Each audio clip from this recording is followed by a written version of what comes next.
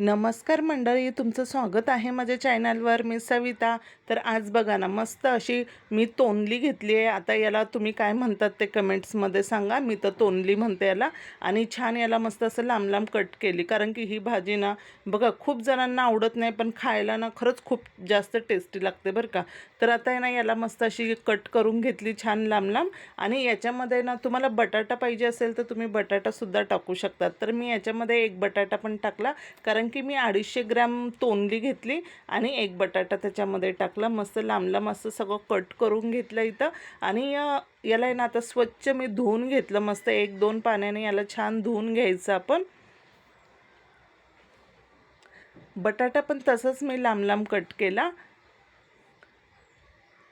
आणि लगेच आता आहे ना कढईमध्ये किंवा पॅनमध्ये थोडंसं तेल टाकून घ्यायचं इथे.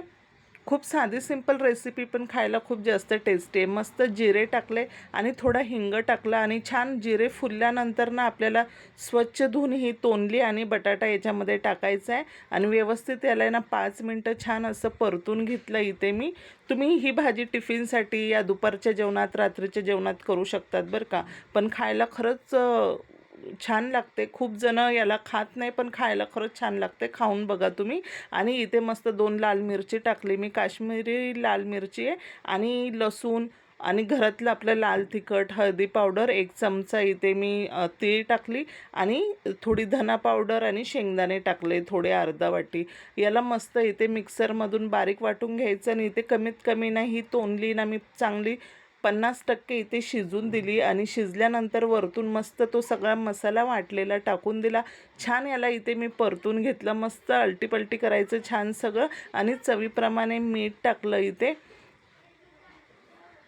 आणि आता पुन्हा याला आपण ना झाकून ठेवायचं आहे. आणि झाकल्यानंतर ना याला 1-2 वेळा त्याला मस्त वाफेत शिजून दिली. आणि एवढी सुंदर लागते ना ही भाजी. वरतून मस्त छान अशी खूप सारी कोथिंबीर टाकायची आणि गरम गरम जेवायला घ्यायचं. मग तुम्ही वरण भात सोबत खाऊ शकतात, चपातीसोबत खाऊ शकतात, भाकरीसोबत. एवढी अप्रतिम ही तोंडली बटाट्याची भाजी लागते बरं का. आता मस्त इथे भाजी आपली पूर्णपणे तयार झाली आहे. तुम्हाला व्हिडिओ आवडला असेल तर व्हिडिओला लाईक करा. चॅनलला सबस्क्राईब केलं नसेल तर चॅनलला सबस्क्राईब करा.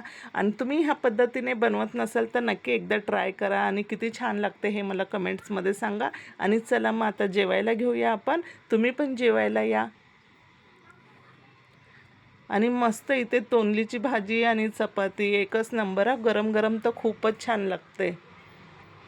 बाय.